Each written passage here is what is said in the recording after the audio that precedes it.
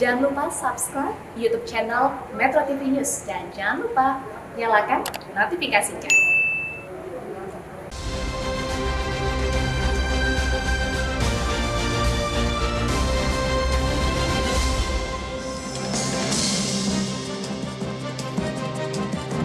Pemirsa pemilihan presiden masih 3 tahun lagi, tapi deklarasi calon-calon presiden marak dilakukan relawan. Sejumlah nama yang digadang-gadang oleh relawan adalah figur kepala daerah, menteri, hingga pimpinan parpol. Apa sih sebetulnya tujuan dari deklarasi dini ini? Tidak lain tidak bukan adalah untuk memoles calon mereka agar semakin populer dan ujung-ujungnya dilirik parpol. Malum, kan tidak semua figur populer yang dinilai punya kans sebagai capres itu memiliki kendaraan politik ya. Tapi yang sudah punya kendaraan politik pun belum tentu loh dilirik publik. Mungkin karena itu juga makanya Presiden Jokowi mempersilahkan para menterinya yang diantaranya adalah ketum parpol untuk berlomba-lomba menaikkan popularitas dan elektabilitas demi Pilpres 2024. Entah apa maksud dibalik restu presiden tersebut yang jelas jika ingin mengerek elektabilitas kinerja para menteri dan kepala daerah harus moncer dulu. Sebanyak apapun jumlah relawan, sebagus apapun hasil survei dan citra yang dipoles, keputusan siapa yang jadi capres tetap ada di tangan parpol. Akankah parpol mengikuti atau justru menutup mata atas kemauan relawan dan hasil survei? Inilah kontroversi selengkapnya, capres-capres polesan. Bersama saya, Zilvia Iskandar.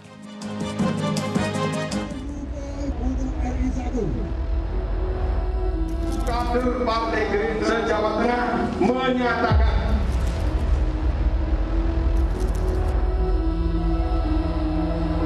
orang-orang yang ditunjuk dan diangkat oleh Bapak Presiden menjadi menteri ini adalah orang-orang yang dipercaya akan kualifikasi kemudian dalam tugas-tugas kesehariannya kemudian menyongsong 2024 tidak ada yang salah. Tidak ada masalah kalau Pak Jokowi memberikan keleluasaan kepada para menteri untuk tebar pesona.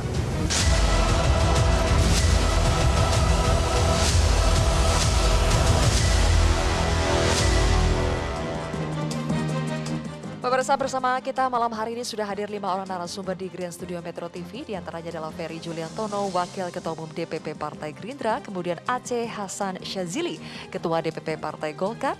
Ada lagi Henry Satrio, pendiri Lembaga Survei Kedai Kopi. Andi Budiman, juru bicara PSI. Dan Herzaki Mahendra Putra, Koordinator juru bicara Partai Demokrat. Selamat malam Bapak-Bapak semuanya. Terima kasih sudah hadir dan sudah bergabung lewat sambungan Zoom. Ada Kapitra Ampera, politikus PD Perjuangan. Dan juga Wisnu Permadi, Ketua Deklarator dan Seknas Relawan Siap yang akan bergabung nanti. Oke, sebelum kita memulai perbincangan malam hari ini, kita simak dulu pernyataan dari Sekjen Partai Gerindra Ahmad Muzani berikut ini. Presiden memberi kebebasan kepada semua menterinya untuk melakukan popularitas dan menaikkan popularitas dan elektabilitas. Dan saya kira sebagai sebuah proses demokrasi ini cara yang sehat untuk memilih pemimpin-pemimpin. Makin banyak makin bagus. Kami sendiri di Gerindra, kami sendiri melihat itu sebagai sesuatu yang baik. Rakyat pilihan-pilihannya makin banyak makin bagus. Oke, Bang Ferry, benarkah Presiden merestui atau Gerindra menyimpulkan sendiri? Menurut saya Presiden tentu tidak melarang bahwa sekiranya ada menteri kepala daerah yang kemudian melakukan kegiatan dalam rangka untuk menaikkan popularitas atau elektabilitasnya. Tetapi menurut saya yang harus ditafsirkan adalah bahwa siapapun boleh gitu, termasuk pejabat gitu. Tetapi menaikkan elektabilitas dan popularitasnya itu lewat prestasi-prestasi, apalagi kalau yang bersangkutan adalah menteri atau kepala daerah gitu. Nah, dari prestasi itulah kemudian masyarakat menilai yang dicerminkan dengan hasil survei. Bukan kemudian yang dilakukan itu kan kalau ini ditafsirkan menjadi satu kebebasan dan kemudian yang dominan itu adalah pencitraan bukan prestasi, itu khawatir nanti akan cenderung membuka potensi penggunaan fasilitas jabatannya untuk digunakan untuk kepentingan pribadi. Sudah kalau banyak, Menteri Gerindra banyakkan prestasi apa pencitraan? Partai Gerindra dalam hal ini kan ada Pak Prabowo sendiri, Pak Prabowo alhamdulillah sampai sekarang kan surveinya sudah tinggi, popularitas juga semua orang juga Sehingga udah tahu. tidak perlu Jadi pencitraan lagi? rasanya ya nggak perlu ada kegiatan pencitraan. Dan kemudian menurut saya ya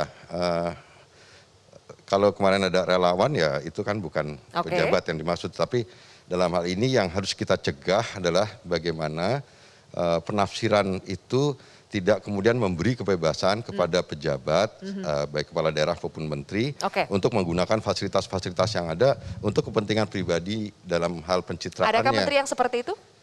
Ada oknum pejabat kementerian, misalnya contoh Kementerian Negara BUMN yang saya lihat, saya langsung aja, itu contoh yang menurut saya kurang baik.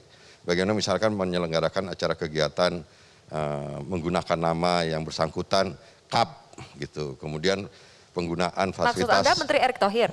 Ya, itu ini juga mengingatkan kepada beliau juga supaya tidak bisa menggunakan fasilitas jabatannya untuk penggunaan untuk kegiatan pencitraan. ATM udah gambar itu kan maksud saya, apalagi beliau kan bukan dari partai politik gitu. Jadi maksud Anda ini berlebihan menggunakan fasilitas negara? Ya nggak boleh, itu penggunaan fasilitas untuk kepentingan itu. Jadi apalagi sekarang kan rakyat juga ingin mengaitkan misalkan dalam Kementerian Negara BUMN prestasinya apa ketika banyak tol dijual, Garuda bangkrut segala macam. Jadi ini bukan untuk sekedar mengingatkan pada kita semua bahwa nggak ada yang melarang untuk meningkatkan popularitas, tapi sebaiknya dari prestasi, bukan dari yang harus kita cegah dari penggunaan fasilitas. Tadi Sekjen Anda, Bang Ferry juga mengatakan ini sebetulnya cara yang sehat supaya para menteri bisa menunjukkan kinerjanya. Saya ingin tanya ke Mas Zaky, betulkah dengan Presiden merestui ini adalah sebetulnya cara yang sehat agar para menterinya masing-masing bisa menunjukkan kinerja yang baik? Ya, pertama pertanyaannya apakah benar Presiden merestui? Itu kan kita masih ragu Presiden merestui belum pernah dengar statement beliau seperti itu satu. Yang kedua, kita lihat bahwa Pak Joko Widodo ini kan sendiri saat ini sedang fokus ya. Kita lihat mengatasi masalah pandemi dan juga krisis ekonomi pasca pandemi ini gitu loh. Nah, kami sendiri dari Partai Demokrat juga tentunya menyoroti hal itu, karena bagaimanapun kami yang di luar pemerintahan saja, fokus kami saat ini adalah bagaimana bisa membantu pemerintah mengatasi pandemi dan juga dampak ekonomi ikutannya. Tentunya harapan kami adalah yang di dalam pemerintahan bisa lebih fokus lagi dan punya kerja lebih keras lagi untuk membantu Bapak Presiden Joko Widodo gitu terkait dengan masa penanganan pandemi maupun krisis ekonomi sebagai dampak ikutannya gitu loh. Juga janganlah kemudian terlalu dini menurut kami, tetapi kan setiap orang punya hak ya.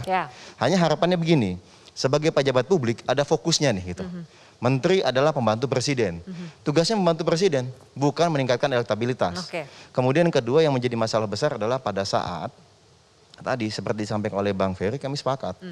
Jangan sampai terjadi semacam konflik kepentingan atau pemanfaatan fasilitas untuk kepentingan pribadi. Anda sudah melihatnya sekarang itu terjadi? Ya itu masyarakatlah yang menilai gitu. Saya Bang Ferry tadi Anda juga katanya setuju dengan Bang Ferry, berarti setuju di bagian mananya? Kami setuju adalah bahwa jangan sampai kemudian pemerintah atau menteri atau pejabat publik manapun menggunakan fasilitas negara, fasilitas yang dibiayai oleh rakyat ya melalui APBN itu untuk kepentingan pribadi. Kalau upaya-upaya pencitraan atau upaya peningkatan elektabilitas melalui pencitraan itu kan jelas-jelas kan melanggar gitu loh. Tetapi sekarang ini sebenarnya namanya menteri, namanya kepala daerah ya, kalau ingin terlihat baik atau misalnya kinerjanya aja, bantu aja rakyat. Karena mohon maaf, alhamdulillah Demokrat selama 1 tahun lebih ini punya kenaikan elektabilitas. Kenapa? Fokus bantu rakyat. Apalagi yang di dalam pemerintahan. Di dalam pemerintahan juga ada Menko Perekonomian sekaligus Ketua Umum Partai Golkar, Kang Aceh. Jadi ini katanya sebaiknya jangan buru-buru lah mau naikin elektabilitas dulu. Mendingan fokus dulu, urusan kita sekarang masih banyak. Pak Erlangga gimana nih? Iya, pertama saya kira Pak Erlangga sebagai Menko Perekonomian dan juga sebagai Ketua Komite penanganan COVID dan pemulihan ekonomi nasional, beliau fokus terhadap tugas beliau dan hasilnya saya kira rakyat bisa melihat bahwa pandemi alhamdulillah menunjukkan tren yang terkendali. Ekonomi kita juga alhamdulillah pada kuartal kedua menunjukkan 7,7%. Dan itu sesungguhnya adalah satu kinerja yang tidak bisa dipisahkan dari peran yang dimiliki oleh Pak Erlangga Hartarto sebagai Menko Perekonomian dan sebagai KCPN. Walaupun tentu ada pihak-pihak lain juga yang terlibat di dalam proses pemulihan ekonomi tersebut. Nah, sebagai Menko Perekonomian dan pembantu Presiden, saya kira Pak Erlangga menunjukkan kinerja yang sangat positif. Namun demikian harus tahu bahwa ada tugas lain di luar Pak Erlangga adalah beliau sebagai ketua umum partai. Sehingga tugas-tugas kepartean pun, dan itu tidak dilakukan oleh Pak Erlangga sendiri. Karena tugas partai politik salah satunya adalah bagaimana partai mampu mendorong kader-kader terbaiknya untuk bisa menaikkan Jadi elektabilitas. tugas Golkar lah ya untuk memoles Pak Erlangga. Tentu. Karena itu banyak baliho, Karena itu baliho Pak adalah Erlangga. bagian dari tugas penting dari kepartean. Kita tahu bahwa dalam ilmu politik salah satu tugas partai politik adalah bagaimana kita mempersiapkan kader-kader terbaiknya untuk mengisi posisi-posisi strategis di kenegaraan, termasuk menjadi nomor 1 gitu. Tapi ini sama sekali tidak mengganggu tugas utama Pak Erlangga sebagai Menko, karena tugas kepartean ini dilakukan oleh kader-kader partai dari mulai tingkat pusat, provinsi, kabupaten, Jadi kota. Pak Erlangga fokus saja untuk kerja. Pak Erlangga sendiri beliau ada fokus terhadap kerja. Karena apa? Karena keputusan untuk menjadikan Pak Erlangga sebagai capres itu adalah keputusan musyawarah nasional yang sudah diputuskan di tahun 2019. Jadi saya kira dua hal yang seharusnya kita tempatkan secara proporsional gitu. Dan saya kira Presiden Jokowi tentu beliau juga sangat paham bahwa dalam konteks negara demokrasi, ya, di samping tugas fokus kita pada penanganan COVID, yang paling penting juga tugas-tugas konstitusional yang dimiliki oleh partai politik tetap harus jalan. Jadi sebetulnya betul ya Kang Aceh kalau Presiden itu merestui menteri-menterinya untuk memoles dirinya supaya tebar pesona lah ya gitu ya. Enggak, saya kira Presiden akan elektabilitasnya bijak ya terhadap bahwa kita ini negara demokrasi. Pandemi harus diselesaikan, tetapi tugas konstitusional partai politik juga tetap harus jalan. Karena itu adalah bagian dari upaya kita Saya ingin tanya untuk kepada mendorong demokrasi kita. Partai yang berada di luar kabinet, PSI, tadi juga sudah Demokrat. Saya ingin tanya kalau PSI melihat kabinet yang sekarang, betulkah terutama 2 menteri yang juga menjadi ketua umum partai politik ya, benarkah mereka berhasil menunjukkan kinerja yang baik meskipun di saat yang sama nyambi juga untuk siap-siap diri menjadi calon presiden? Pertama saya ingin memberikan tanggapan terkait kalau benar misalnya apa yang disebut oleh Pak Mujani tadi bahwa Presiden merestui para menteri untuk menaikkan elektabilitas.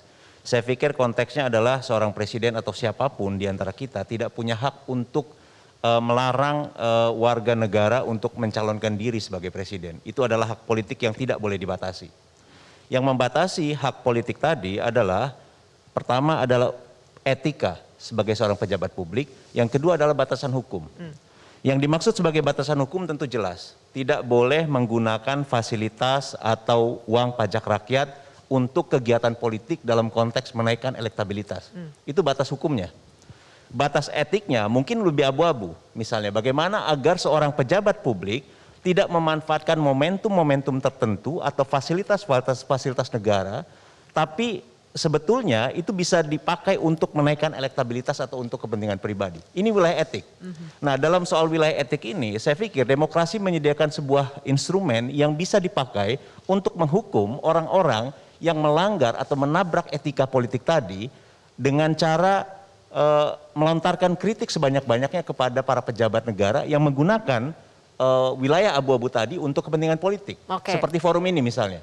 Jadi sekali lagi kalau saya berpikiran bahwa satu cara atau instrumen yang disediakan oleh demokrasi untuk mencegah hal seperti itu terjadi adalah kritik sebanyak mungkin. Persoalkan sebanyak mungkin pejabat negara yang memasuki wilayah abu-abu memanfaatkan fasilitas publik untuk kepentingan pribadinya. Nah, meskipun kalau saya juga melihat bahwa kita tidak melulu harus melihat fenomena pejabat negara, baik itu menteri atau kepala daerah mencalonkan diri sebagai seorang presiden atau menaikkan elektabilitas sebagai sesuatu yang negatif. Justru saya melihat peluang bahwa ini adalah kesempatan bagi mereka untuk bekerja sebaik-baiknya melayani rakyat. Kalau mereka misalnya gagal atau mereka dianggap mencederai kepentingan atau kepercayaan rakyat lewat cara-cara yang tidak etis tadi, hukumannya jelas. Orang akan kehilangan kepercayaan, orang akan kehilangan atau tokoh tadi akan kehilangan integritas di mata masyarakat. Baik. Dan hukumannya adalah mereka tidak akan dipilih. Jadi Oke. saya pikir Oke. ini masih dalam batas-batas yang sehat. Kita bersama-sama mengawasi Oke. para pejabat negara yang akan mencalonkan diri tadi. Baik, tadi Anda mengatakan ada wilayah abu-abu yang sebetulnya tidak boleh dimanfaatkan untuk demi kepentingan pribadi. Mas Hensat, Anda melihat itu terjadi, ini enak ya kalau misalnya menteri yang punya kendaraan politik, apa yang mereka lakukan itu bisa dibilang itu kerjaan partai. Tapi yang tidak punya kendaraan politik ini dianggap memanfaatkan fasilitas negara. Bagaimana Anda melihat dua konflik ini? Ya, itu tadi dulu tuh menariknya. Ah. Ini Pak Jokowi beneran ngomong gitu nggak sih? Nah. Kalaupun beneran ya, kita bayangin Pak Jokowi lah. Kan kita juga nggak tahu tapi isi hati ya Pak Jokowi. Bisa aja dia bilang, ya udah silakan aja kalau mau promosi aja gitu. Rapopo. Rapopo lah, tapi ya beneran rapopo nggak gitu. Jangan-jangan, wah ini dilihat satu-satu kan, ini menteri ini sibuk sama pencalonan, begitu ada reshuffle, minggu depan ya katanya ada reshuffle ya. Itu langsung diganti aja gitu. Langsung diganti. Nah ini makanya saya setuju juga, Kang Andi bilang ini harusnya jadi momen. Ya. Tapi jangan lupa, begitu Anda gagal, Anda di reshuffle. Nah, sekarang kan masalahnya, masyarakat Indonesia itu, kadang-kadang nih pejabat kita suka lupa, kalau kita tuh pinter, rakyat Indonesia tuh pinter. Jadi begitu ada yang nyeleneh sedikit gitu ya, ini lagi pandemi pasang, coba ya, saya bingung deh. Baliho, masang baliho. Masang apa? baliho pas pandemi. Tapi kan sebetulnya ada perintah tuh dari pemerintah, nggak boleh keluar rumah. Terus justru pemerintahnya sendiri yang pasang-pasang baliho gitu. Seperti kayak, wah ini nggak mungkin nih rakyat Indonesia nih mau pada stay di rumah nih. Pasti ada yang kabur-kaburan jalan-jalan, makanya pasang baliho gitu kan. Kan kadang-kadang suka susah gitu. Nah balik lagi ke topik ini lah. Yang pasang baliho ini ada ketumnya Kang Aceh nih di sini nih. Iya ini sekalian makanya, sekalian ngomong saya. Nah tapi begini, nggak tapi kalau dari hasil survei Kedai Kopi, baliho tuh salah satu hal yang bagus juga untuk peningkatan popularitas selain di TV. Jadi wajar kalau pada naruh situ. Nah, yang nggak wajar tadi, itu kan sebetulnya yang menggunakan fasilitas negara tadi gitu. Menggunakan fasilitas-fasilitas yang ya oke lah dia menterinya. Kemudian mungkin ingin mempromosikan apa yang ada di pikiran dia seolah-olah inilah pemikiran dia. Tapi menurut saya memang ini wilayah yang sebetulnya Pak Jokowi sudah mempersiapkan reward and punishment-nya. Jadi kalau Anda nggak berhasil, ya pasti Anda akan kami geser. Jadi apalagi akan ada partai politik baru masuk. Jadi siap-siap kalau yang repot-repot dari profesional, menteri-menteri profesional, kalau Anda nggak perform kan bisa diganti. Tapi Mas Hendri, Anda betul melihat ya kalau misalnya mereka yang tidak punya kendaraan politik pasti akan lebih susah. Apa yang mereka lakukan pasti akan dianggap misalnya ya itu memanfaatkan fasilitas negara. Sementara yang punya partai politik lebih enak. Enggak, sebetulnya perdebatannya ada di panggung politiknya. Dia mau memanfaatkan panggung politik yang sebelah mana. Para kepala daerah yang kinclong-kinclong itu kan Mas Anies, Ridwan Kamil dan lain-lain. Itu kan dia sama sekali nggak punya kendaraan politik sebetulnya. Tapi dia punya panggung politik. Nah para menteri ini, mereka punya panggung walaupun nggak punya kendaraan. Jadi karena ada panggungnya ya dimanfaatkan. Yang paling enak itu ada panggung, ada kendaraan. Seperti menterinya ketumnya Bang Aceh atau ketumnya Bang Ferry. Tapi ini loh tadi saya menunggu sebetulnya. Kenapa yang disebut hanya Prabowo? Kenapa Sandi nggak disebut? Gitu. Padahal kan sama-sama dari Gerindra tuh kan. Ini. Makanya karena nggak disebut, relawannya bergerak sendiri. Sekarang sudah ada relawan Sandi juga, terus ada relawan Anies juga. Nanti kita akan bincang-bincang lebih jauh. Sudah ada koordinator relawan Anies yang kita undang juga lewat Zoom. Pemirsa tetaplah bersama kami di Kontroversi.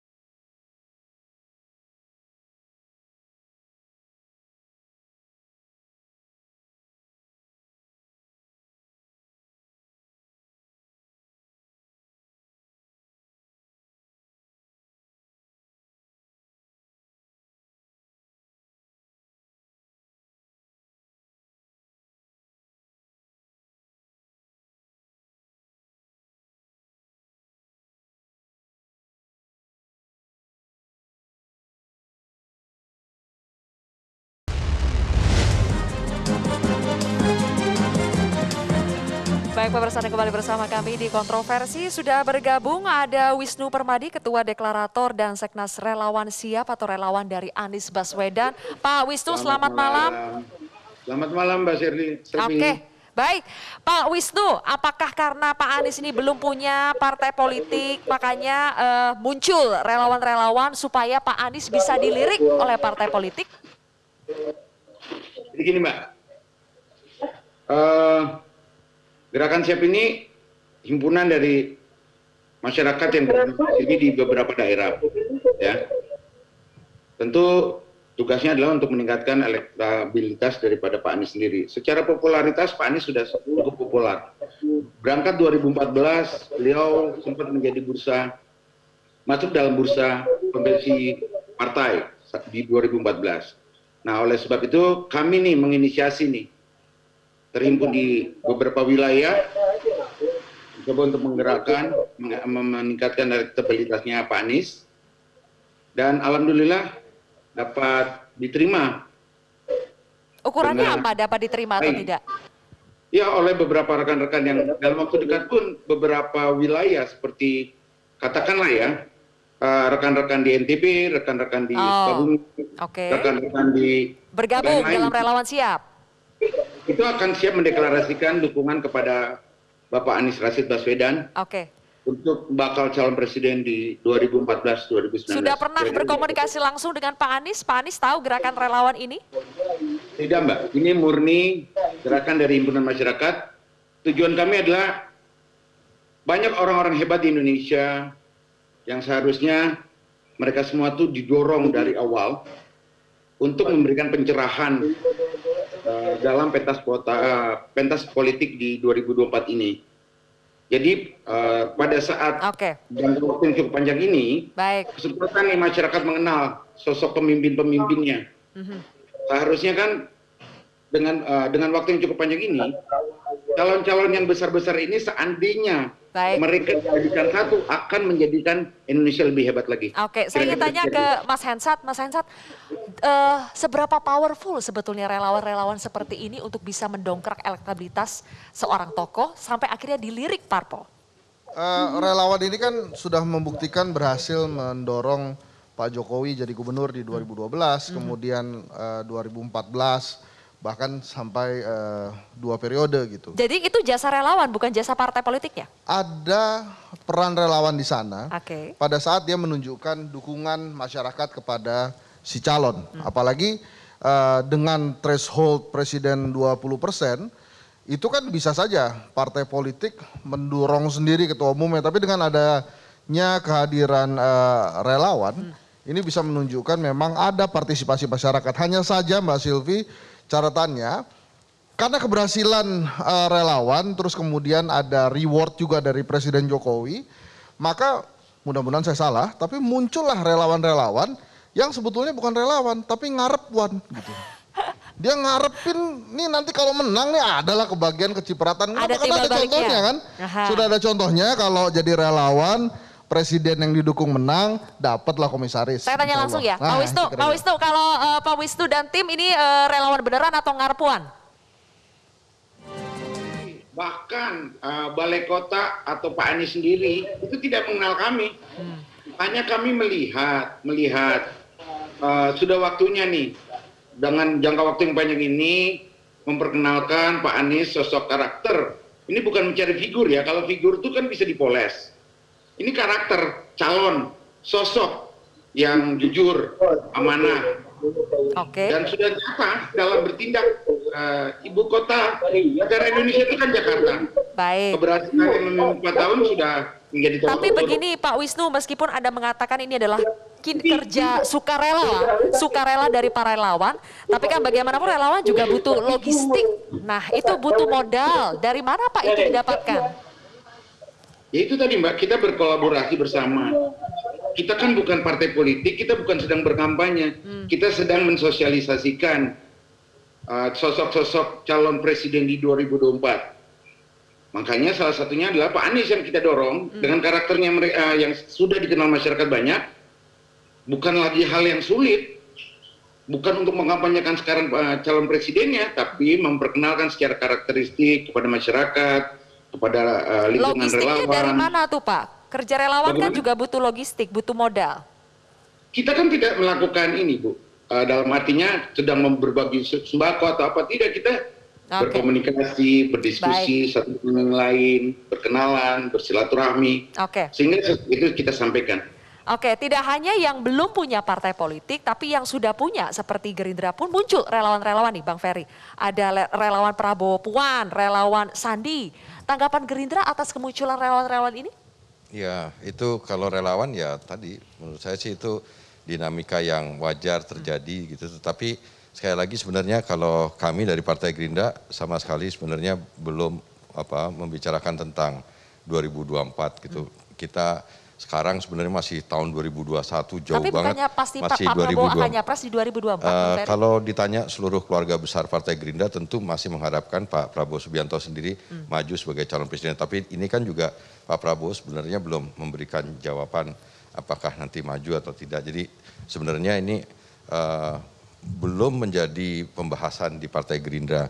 Dan menurut saya masih banyak kemungkinan yang terjadi di antara tahun-tahun ini menjelang 2024. Pertanyaannya kan apa betul? Kan diskursus wacana di masyarakat juga muncul ada yang 3 periode. Jadi belum tentu juga ini. Dan kemudian juga muncul wacana diskursus tentang presidensial threshold 0%. Ketua DPD Republik Indonesia Pak Lanyala dalam berbagai kesempatan akan mendorong tentang presidensial threshold 0%. Pak Zilvi, Pak Lanyala dukung keliling-keliling ke daerah-daerah mencium aroma keraguan-raguan dari Pak Ferry tentang di bagian mana? Elektabilitas Pak Prabowo gitu. Nampaknya agak deg-degan juga nih kalau misalnya nanti Kenapa? Prabowo. Karena mulai kesalip sama Ganjar atau gimana? Ya karena tidak firm gitu untuk seperti misalnya Kang Aceh kan langsung to the point gitu.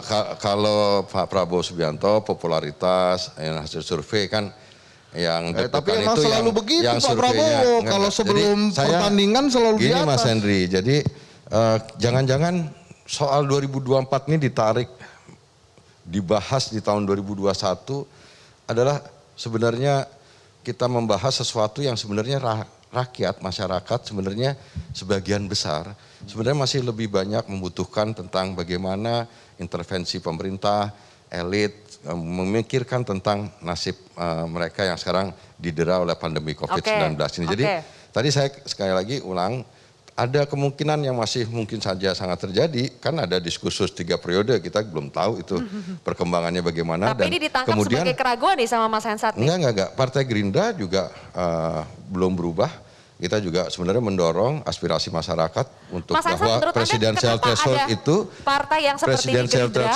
meskipun popularitasnya sudah tinggi tapi belum firm, sementara Erlangga ya kita lihat di beberapa survei elektabilitasnya belum besar tapi sudah firm. Ya itu kan karena aneh. ada sejarah di sana. Survei rendah firm terus yang surveinya tinggi nggak firm kan nggak relevan. Jadi menurut saya sebenarnya yang harus kita pikirkan adalah kemungkinan-kemungkinan yang akan terjadi karena bisa jadi karena dorongan misalkan tadi saya sebutkan Pak Lanyala gitu mendorong presidensial threshold 0%. 0% itu bisa banyak sekali yang muncul calon-calon yang akan ada begitu dan mereka Pak Lanyala ke daerah-daerah jangan-jangan kenapa sih Pak Lanyala terus yang disebut-sebut Prabowo gitu disebut Prabowo Sandi gitu loh yang benar-benar ada ini Pak Lanyala gini masyarakat pengen 0% juga ada Mas Henry. Kalau 0% saya juga senang saja pengen. Kalau Pak Prabowo nggak usah dibahas lagi udah tinggi popularitas dan elektabilitasnya. Pas pertandingan gimana? Loh, kan menurut saya tinggal sekarang kalau 0%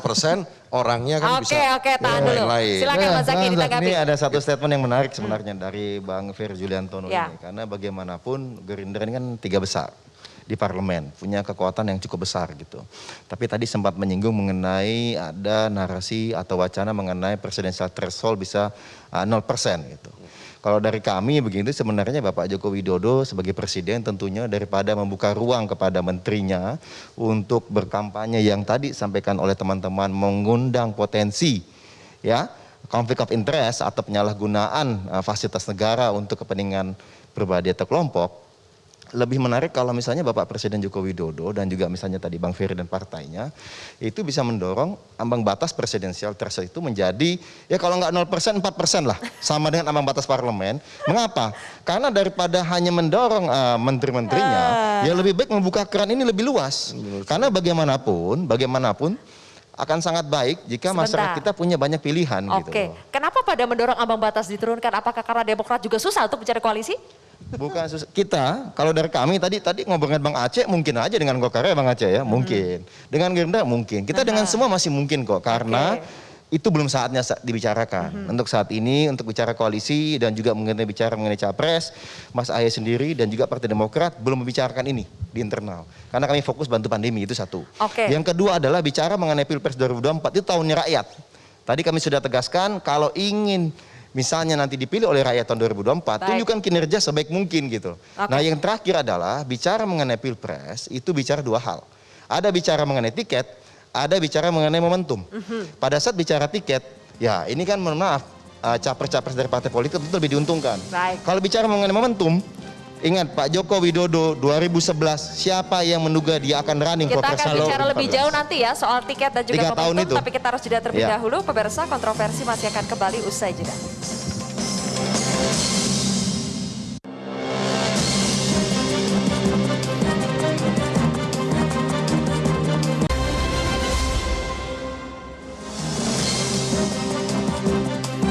Baik, pemirsa, terakhir Mas Zaky berbicara soal tiket dan momentum. Ngomong-ngomong soal tiket nih, hanya PDI Perjuangan yang punya tiket VVIP langsung untuk bisa mencalonkan sendiri kadernya tanpa berkoalisi dengan siapapun, dengan partai politik lain.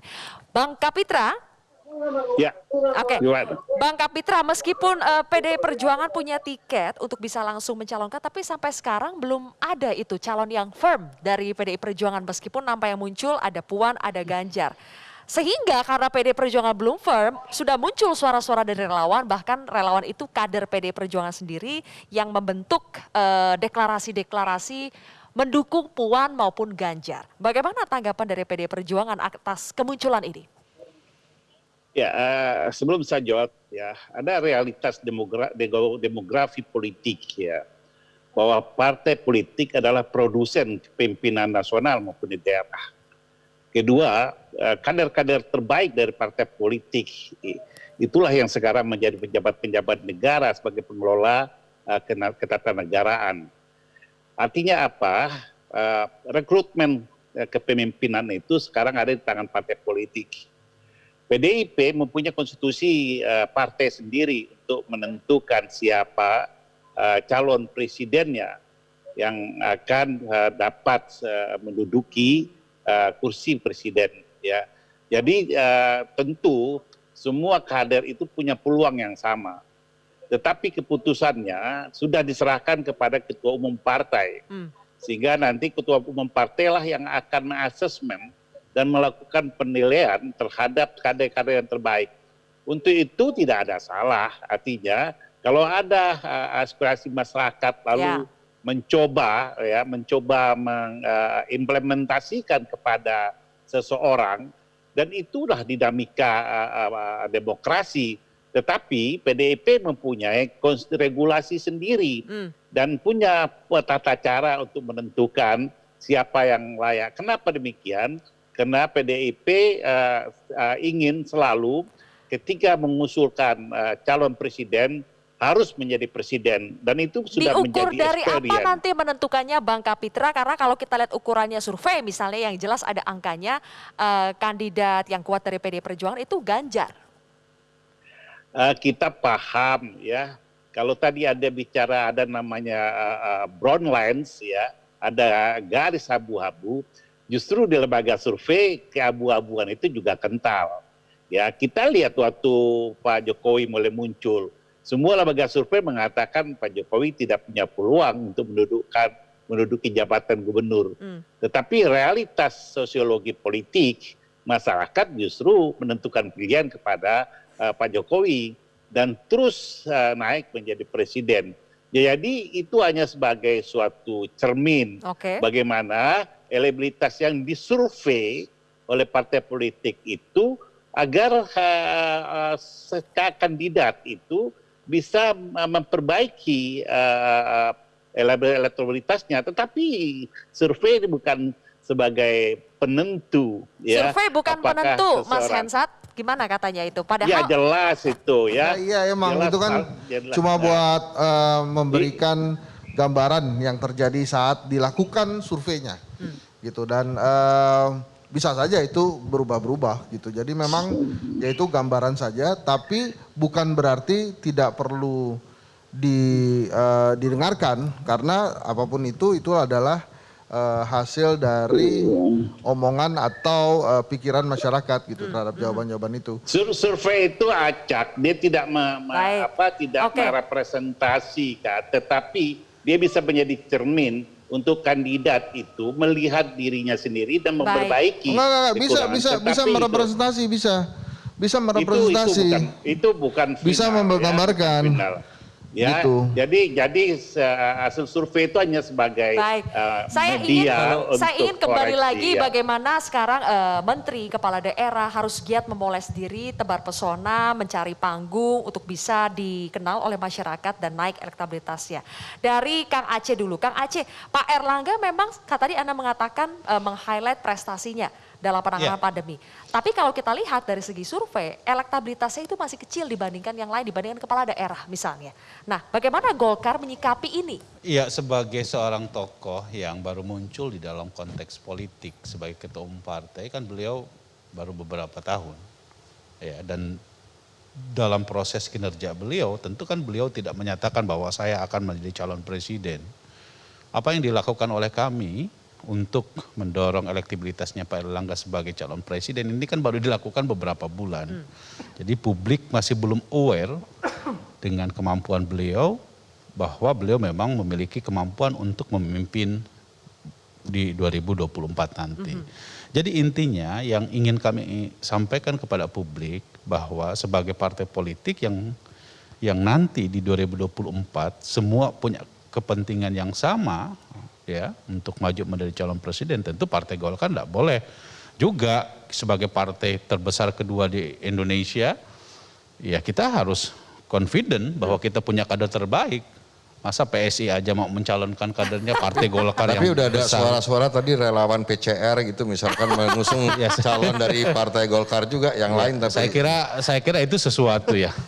Ya nggak perlu kami tanggapi secara lebih mendalam ya. Tapi Ada intinya relawan begini. yang muncul di luar kandidat Erlangga Hartarto menyebut nama Luhut Binsar Panjaitan.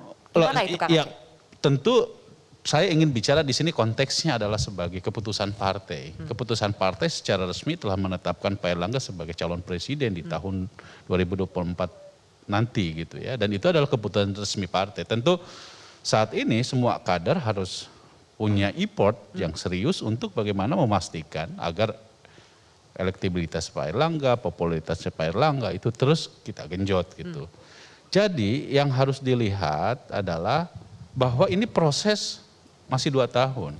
Dan kita ingin bahwa fungsi partai politik sebagai lembaga yang mendorong kader terbaiknya menempati posisi strategis, kita harus tunjukkan karena itulah tugas partai politik. Baik, gitu. oke. Bagaimana dengan partai seperti PSI yang belum masuk dalam pusat politik yang besar, tapi juga tetap ingin mencalonkan kadernya sebagai calon presiden? Pemirsa nanti boleh dijawab ya.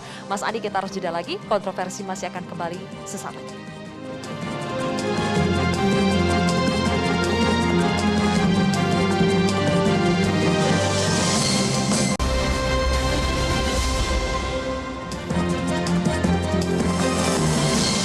Di kontroversi pemirsa capres-capres polesan, Mas Andi, bagaimana PSI akan memoles Giring sebagai calon presiden agar mau juga nanti dilirik sama partai politik yang lain? Jadi saya ingin menjelaskan ada kaitan sebetulnya antara fenomena relawan, kemudian tingginya presidensial threshold dan bagaimana PSI mencalonkan Giring. Ini semua terjadi karena kami merasa atau fenomena ini semua terjadi karena mampetnya saluran politik yang ada di partai-partai politik yang punya tiket untuk mencalonkan diri sebagai mencalonkan presiden. Pertama, munculnya fenomena relawan itu disebabkan karena akar rumput merasa bahwa partai-partai politik yang punya tiket ini tidak mendengarkan suara mereka. Ada kandidat yang potensial yang mereka anggap baik, tapi kenapa tidak dipilih oleh partai atau tidak dicalonkan sejak dini oleh partai, sehingga mereka merasa perlu untuk mendesak kepada partai politik yang ada di parlemen yang punya tiket tadi agar mencalonkan apa yang mereka anggap pantas tadi. Baik. Nah sekarang persoalannya apakah partai-partai ini mau mendengarkan suara akar rumput tadi? Baik. Itu yang pertama ya. Kemudian yang kedua, kalau misalnya kita bicara tentang ambang batas pencalonan presiden, saya setuju dengan Ferry bahwa sebetulnya sebaiknya kalau kita ingin demokrasi kita sehat, demokrasi kita berkualitas, rakyat punya banyak pilihan, maka ambang batas pencalonan presiden harus diturunkan seminimal mungkin. Baik.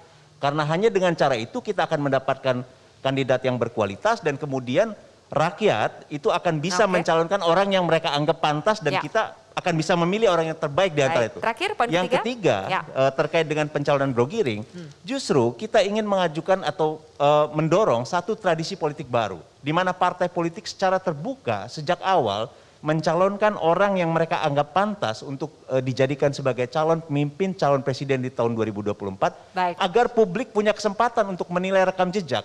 Itu selama ini yang absen dalam politik Indonesia. Selama ini politik kita itu tiba-tiba misalnya di ujung sebuah partai mengumumkan seorang kandidat yang kadang-kadang buat publik juga nggak relate, mereka nggak merasa nyambung dengan kandidat tersebut.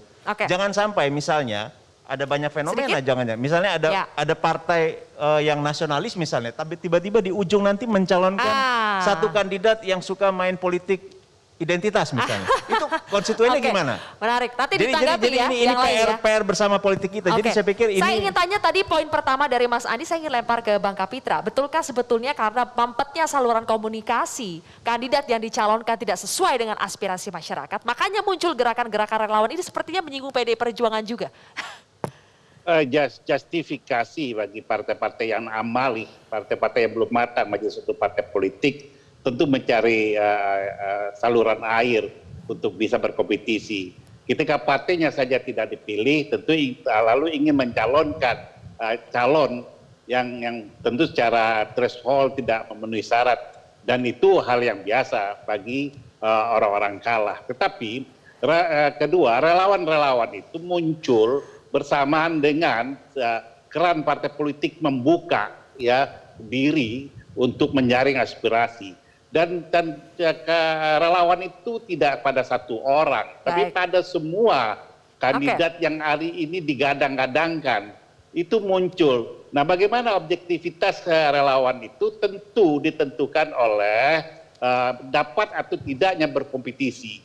Kalau semua keran elektoral itu dibuka menjadi 0%, berapa banyak nanti akan menjadi calon presiden. Sementara kalau kiblat demokrasi Indonesia Amerika itu cuma dua kandidat. Jadi saya pikir selektivitas itu sudah dimulai dari threshold itu, sehingga yang bertarung itu adalah orang-orang yang kuat, betul-betul yang secara melalui partai politik terpilih dan menjadi pemenang. Baik, Bang Kapitra. Oke, terima kasih Bang Kapitra sudah bergabung bersama kami di Kontroversi hari ini, dan juga Pak Wisnu, terima kasih sudah bergabung. Saya ingin kembali ke narasumber di studio, waktu kita semakin singkat. Mas Zaky, tadi disinggung partai-partai yang kalah, biasalah kalau ngomong seperti ini. Selain PSI, mungkin ini juga untuk Demokrat, karena belum ada threshold yang cukup, harus berkoalisi dengan partai politik yang lain, dan calonnya belum, elektabilitasnya belum tinggi. Bagaimana cara Demokrat memoles calonnya untuk bisa dilirik oleh partai politik yang lain juga? Ya, kalau dari kami pertama ya, Demokrat pilihannya jelas, kita berkoalisi dengan rakyat. Sejak pandemi, sejak ada Ketum AHY terpilih ya, di Maret 2020, fokus kami bagaimana bantu rakyat melewati pandemi ini yang berat sekali. Dan kemudian bagaimana dampak ikutan dari pandemi ini yang menerpa ekonomi rakyat, itu kita bantu seminimal mungkin sehingga mereka lebih terbantu lah. Karena tentunya kita yakin pemerintah nggak bisa mengcover semua. Kayak itu satu. Nah, kemudian yang kedua, kalau bagi kami lagi-lagi ini masih panjang perjalanan sebenarnya. Jadi belum saatnya kita berbicara ini, dan kami sendiri belum ada perbincangan mengenai calon presiden dari kami maupun koalisi. Nah, kami terbuka nih dengan semua tetap gitu. Nah, tapi yang ketiga juga kita masih lihat, kami hanya ingin mengingatkan, 2024 itu tahunnya rakyat. Ya, biarkan rakyat yang memilih, janganlah kemudian dikooptasi hak rakyat ini gitu. Nah, diantaranya adalah mari kita semua, baik yang di dalam pemerintahan maupun yang di luar pemerintahan, kita adu kinerja aja. Silakan kita bantu rakyat sebanyak mungkin, semua calon-calon presiden ini tadi, siapapun itu, ayo kita bantu rakyat semaksimal mungkin dengan yang kita miliki, sehingga rakyat akan melihat, oh inilah yang benar-benar serius membantu rakyat, inilah yang akan saya pilih untuk pemimpin nasional tahun 2024. Baik, seperti itu juga menjadi closing dari kontroversi hari ini. Terima kasih Bapak-Bapak, sayang sekali waktu kita sudah habis, tapi terima kasih sudah bergabung bersama kami di kontroversi malam hari ini. Pemirsa, saya Zilvia Iskandar pamit undur diri. Terima kasih telah menyaksikan kontroversi, kita jumpa lagi minggu depan di waktu yang sama. Sampai jumpa.